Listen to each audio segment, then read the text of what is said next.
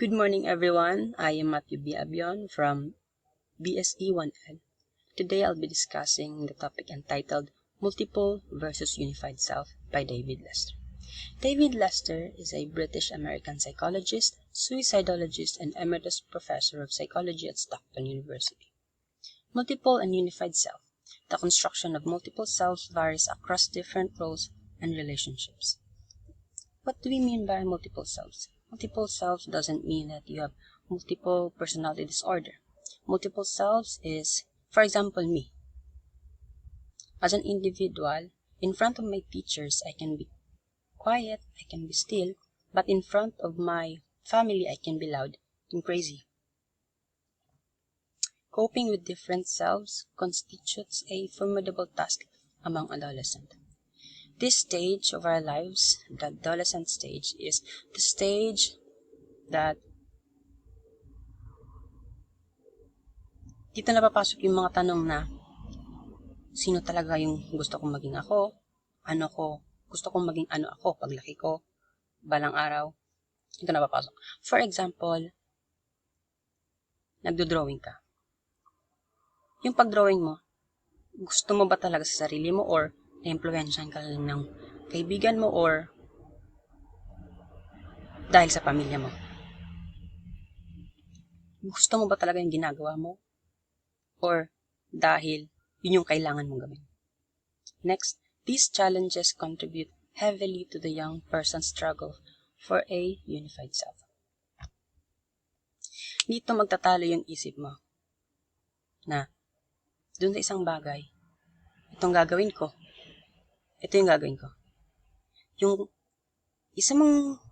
Yung unang self mo sinasabi na ito yung gawin mo, then yung pangalawa mong self, ito yung sabing gawin mo. Ito na yung sasabi natin, these challenges contribute heavily to the young person's struggle. Ito yung challenge na pwedeng mahirapan ka, pwedeng madalian ka. Next. What does the self consist of? Ano nga ba ang nakapaloob sa mga sarili natin? Sa self ng isang tao. According to David Lester, the human self consists of three related but also separate domains. Now, what are the three domains? Okay. The three domains are experiential self, private self, and public self. Experiential self.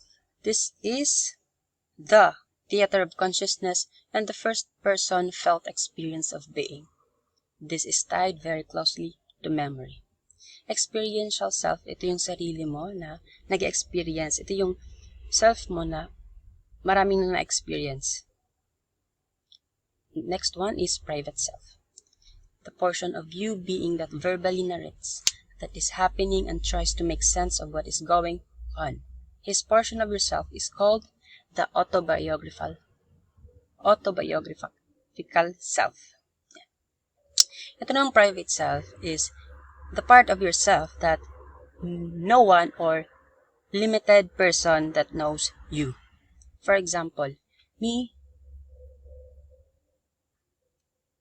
one of my private life, or dito kasi papasok yung secret mo and yung mga tinatago mo. Tapos, for example, me, hindi alam nung nakararami na mahilig akong maglaro. Yun yung sasabi natin or tinatawag nating private self. Yung palimit lang na tao yung may alam sa sarili natin yun, sa self na natin yun, which is private. Now, the third and last domain is the public self. The public image that you attempt to project to others, which in turn interacts with other people, actually see you. Ito namang public self is the opposite of the private self. Kung ang private self is tago, ito namang public self is yung hayag mong pagkatao. Yun yung pinapakita mo sa tao. At the same time, yun yung nakikita ng tao sa iyo. Physically man yan, or emotional, or yung karakteristik mo bilang tao. Okay, that's it. And I hope everyone learned something in this lesson. Goodbye, thank you, and God bless.